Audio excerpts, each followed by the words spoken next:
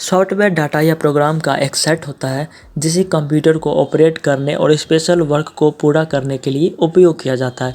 Hardware जो कि computer के फिजिकल एस्पेक्ट का वर्णन करता है, इसके उल्टा सॉफ्टवेयर एक समान शब्द है जिसका इस्तेमाल किसी डिवाइस पर चलने वाले एप्लीकेशन, स्क्रिप्ट और प्रोग्राम को इंडिकेट करने के लिए किया जाता है। सॉफ्टवेयर वर्ड सुनते ही दिमाग में एक सवाल ज़रूर आता है कि सॉफ्टवेयर कैसे बनता है और सॉफ्टवेयर डेवलपमेंट की प्रक्रिया क्या होती है।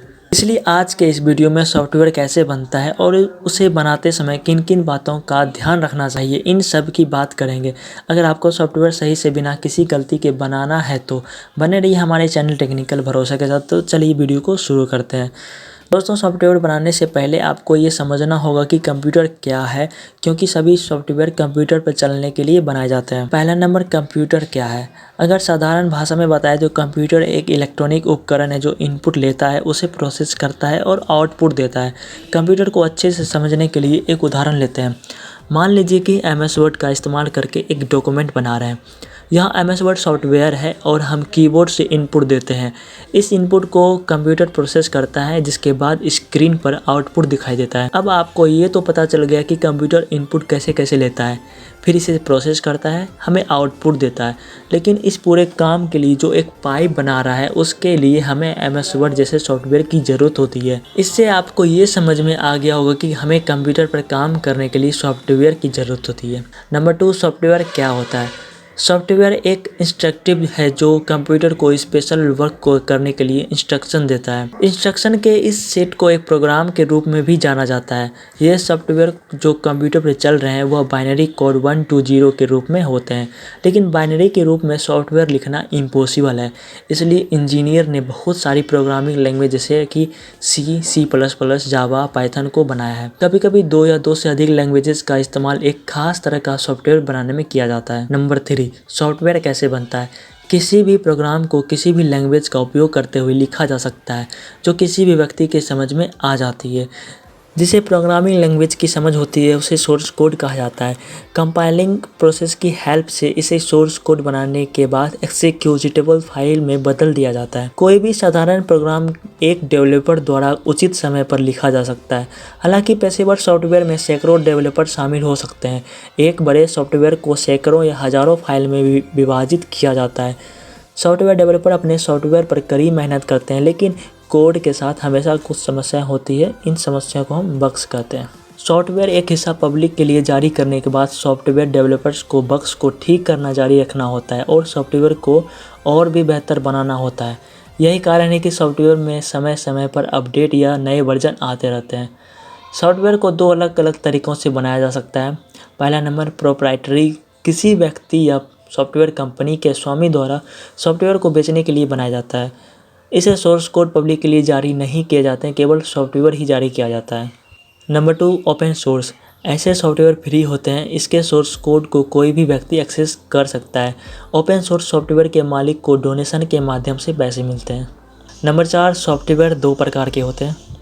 पहला है एप्लीकेशन सॉफ्टवेयर और दूसरा है सिस्टम सॉफ्टवेयर। पहला एप्लीकेशन सॉफ्टवेयर, ऐसे सॉफ्टवेयर जो यूजर्स के काम आते हैं, जैसे कि MS वर्ड, फायरफॉक्स आदि। एप्लीकेशन सॉफ्टवेयर वो होते हैं जो कंप्यूटर सिस्टम का उपयोग विशेष कार्य को करने के लिए करता है। अब क्योंकि मॉडर्न एज में कंप्यूटर से किए जाने वाले कामों में कई सारे काम और जुड़ गए हैं, इसलिए अब कई अलग अलग प्रकार के एप्लीकेशन सॉफ्टवेयर बन रहे हैं। Number 2, system software. ऐसे सॉफ्टवेयर जो कंप्यूटर या सिस्टम में काम करता है, जैसे कि एंड्रॉयड, लाइनक्स OS और फर्मवेयर आदि। सिस्टम सॉफ्टवेयर वो होते हैं जो कंप्यूटर के हार्डवेयर को मैनेज करता है। सिस्टम सॉफ्टवेयर एप्लीकेशन सॉफ्टवेयर को चलाने के लिए एक प्लेटफॉर्म प्रदान करने के लिए भी डिज़ाइन किया जाता है, जैसे कि operating system, device, driver, utilities.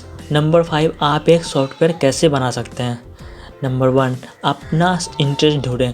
जैसे कि आपको बताया कि सॉफ्टवेयर डेवलपमेंट के 2 टाइप्स होते हैं, एक होता है एप्लीकेशन डेवलपमेंट और दूसरा सिस्टम डेवलपमेंट। इसलिए पहले आपको ये तय करना होगा कि आपको कौन से टाइप का सॉफ्टवेयर बनाना है या आपकी रुचि किस तरह के सॉफ्टवेयर डेवलपमेंट में है। नंबर 2, एक प्रोग्रामिंग लैंग्वेज सीखें। कुछ नया करने के लिए या कुछ नया बनाने के आइडियाज़ तो किसी के भी दिमाग में आ सकते हैं, लेकिन उन आइडियाज़ को एक डेवलपर ही मूर्ति रूप में दे पाता है।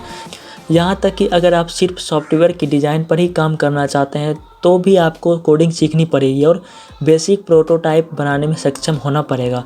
वर्तमान में बहुत सारी प्रोग्रामिंग लैंग्वेज अवेलेबल है, उनमें से आप कोई भी लैंग्वेज सीख सकते हैं। नंबर 1 सी लैंग्वेज अभी उपयोग में आने वाली पुरानी भाषाओं में से एक है और ज़्यादातर भाषाओं का आधार है। सी लैंग्वेज का उपयोग लो लेवल प्रोग्रामिंग करने के लिए किया जाता है। नंबर 2 सी प्लस प्लस यह सी लैंग्वेज का ऑब्जेक्ट ओरिएंटेड वर्जन है और दुनिया में सबसे पॉपुलर प्रोग्रामिंग लैंग्वेज है। Google Chrome, Mozilla Firefox, Photoshop और कई सारे बड़े सॉफ्टवेयर सी प्लस प्लस सीखकर बनाए गए हैं। वीडियो गेम बनाने के लिए भी यह बहुत ही लोकप्रिय लैंग्वेज है। सी प्लस प्लस आज भी डेवलपर की हाई डिमांड है। नंबर 3 जावा ये सी प्लस प्लस का विकसित रूप है। इसका इस्तेमाल पोर्टेबिलिटी की आसानी की वजह से किया जा सकता है। इसका उपयोग वीडियो गेम और बिजनेस सॉफ्टवेयर में किया जाता है। कई लोग इसे एक ज़रूरी लैंग्वेज मानते हैं। नंबर 4 सी हैच यह एक विंडोज़ बेस्ड लैंग्वेज है जो माइक्रोसॉफ्ट में एनिटी फ्रेमवर्क का हिस्सा है। जावा और सी प्लस प्लस से जुड़ा है। अगर आप जावा सीखते हैं तो आप जल्दी और आसानी से सी हैश सीख सकते हैं। नंबर 5 ऑब्जेक्टिव सी यह सी लैंग्वेज का एक और चचेरा भाई है जिसे विशेष रूप से एप्पल सिस्टम के लिए डिज़ाइन किया गया है। ये आईफोन और आईपैड ऐप्स के लिए अत्यधिक लोकप्रिय है। एक फ्रीलांसर के रूप में सीखने के लिए ऑब्जेक्टिव सी एक शानदार भाषा है। नंबर 6 पाइथन यह सीखने के लिए बहुत ही आसान भाषा है। इसे वेब डेवलपमेंट के लिए सबसे ज़्यादा इस्तेमाल किया जाता है। नंबर 3 रिसोर्स ढूंढें ज़्यादातर बुक्स स्टोर में एक पूरा सेक्शन प्रोग्रामिंग की किताबों से भरा होता है। इसके अलावा अमेजोन जैसी ई-कॉमर्स साइट पर भी आपको ढेरों किताब मिल जाएगी। आपके पास अच्छी तरह लिखी प्रोग्रामिंग बुक्स होनी चाहिए ताकि आप सॉफ्टवेयर बनाते टाइम उनकी मदद ले सकें और कोडिंग अच्छे से सीख सकें। किताबों के अलावा इंटरनेट पर आपको बहुत सारे पेड व अनपेड कोर्स मिल जाएंगे जहां से आप मदद ले सकते हैं, जैसे code academy, Bento, Udacity, Udemy, Khan academy, W3 school जैसे साइटों पर अपनी पसंद की भाषा में सीख सकते हैं। नंबर 4 पेड प्रोजेक्ट पर काम करें। इससे पहले कि आप अपने नई प्रोग्रामिंग स्किल्स को असली दुनिया में नौकरी पाने के लिए या सॉफ्टवेयर बनाने के लिए इस्तेमाल करें, अपने लिए कुछ प्रोजेक्ट पर काम करें। अपनी प्रोग्रामिंग लैंग्वेज का उपयोग करके समस्याओं को हल करने के लिए खुद को चुनौती दें। यह न केवल आपकी स्किल्स को डेवलप करने में मदद करेगा बल्कि आपके रिज्यूम को भी स्ट्रॉन्ग करने में मदद करेगा। उदाहरण के लिए अगर आप वीडियो गेम बनाने में इंटरेस्टेड हैं तो इजी गेम पर काम करें जो ग्राफिक्स या कॉम्प्लेक्स मशीन के बिना हो जाए। इसके बजाय उन्हें अनोखा और मज़ेदार बनाने में ध्यान दें। आपके द्वारा बनाए गए छोटे खेलों का एक संग्रह आपके पोर्टफोलियो में बहुत अच्छा लगेगा। नंबर 5 कॉन्सिडर्ड एक अच्छा प्रोग्रामर एक ऐसा सॉफ्टवेयर बनाएगा जो यूजर्स के इस्तेमाल करना आसान और इंटरेस्टिंग होगा।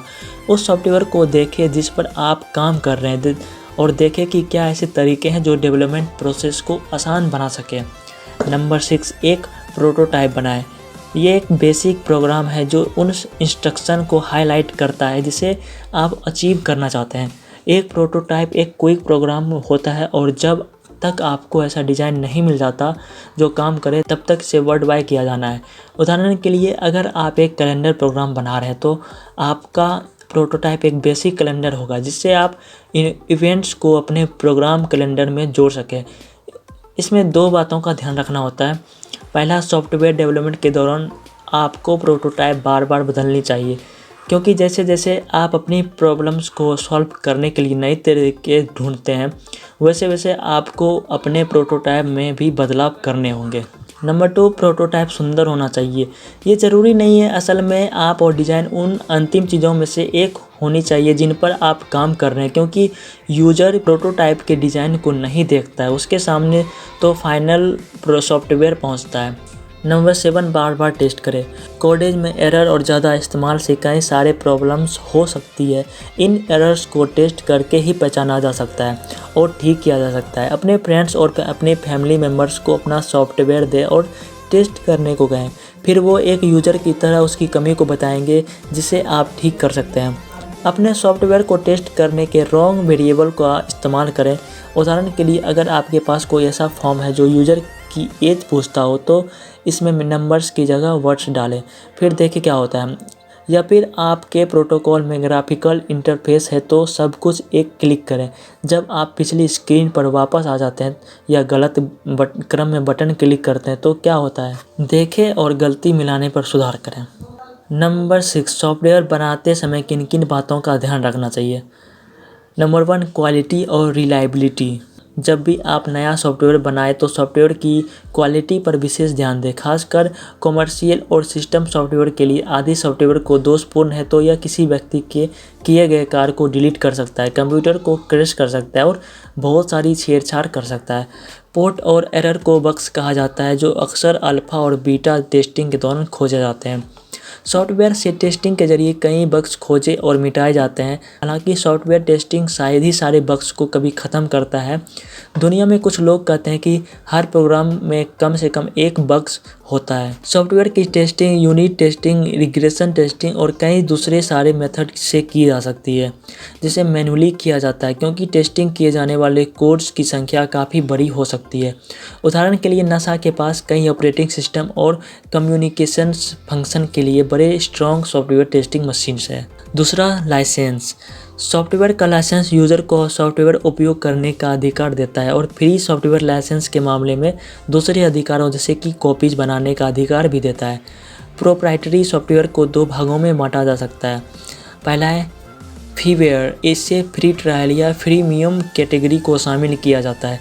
जैसे कि नाम से ही पता चलता है कि फ्रीवेयर का उपयोग मुफ्त किया जा सकता है। हालांकि फ्री ट्रायल या प्रीमियम सॉफ्टवेयर के मामले में ये कभी कभी लिमिटेड टाइम पीरियड के लिए भी लिमिटेड फंक्शन के साथ इस्तेमाल करने के लिए मिल पाता है। ऐसे सॉफ्टवेयर में एडोब के सॉफ्टवेयर को गिना जा सकता है। दूसरा नंबर, कॉमर्शियल सॉफ्टवेयर।